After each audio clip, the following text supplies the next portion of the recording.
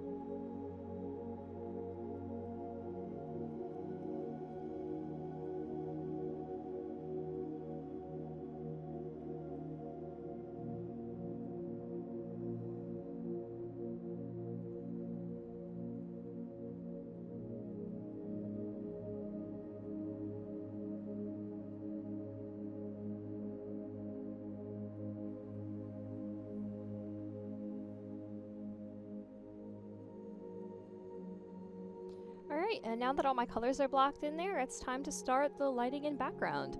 I pull in this reference I found on Pinterest with this super, like, ethereal lighting, and I thought it just matched this character so well. So to start shading this piece, I start with the background, and looking at the reference, I start blocking in the large areas of color that make up the flowers and, like, foliage in the foreground. They're out of focus in the reference, so I'm not looking to copy them exactly. I'm just looking at the main shapes and areas of color to provide the illusion of flowers in the foreground. Because remember, we're not making a photograph, it's just a painting, so I don't want to bother drawing all these flowers in detail only to put them out of focus. I also really love the flowers that are in focus on the side, so I included those.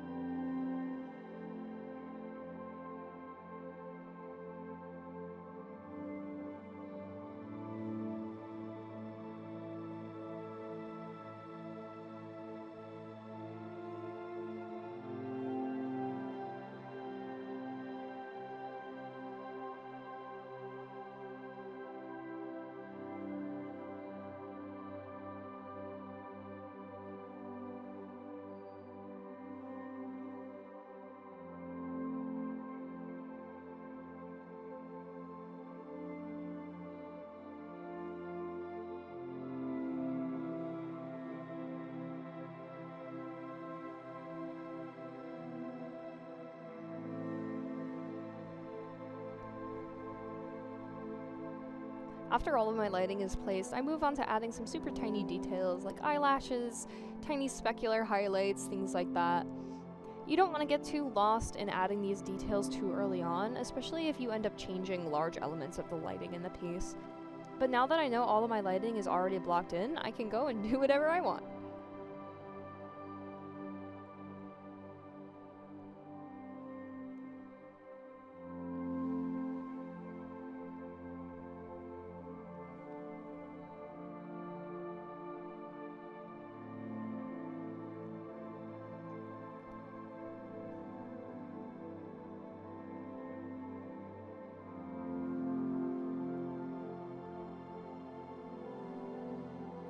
and that's going to be about it for this piece today. Thank you so much for watching. If you enjoyed this, please consider subscribing, as I'll be posting more of my Artfight pieces. Alright, see you guys later!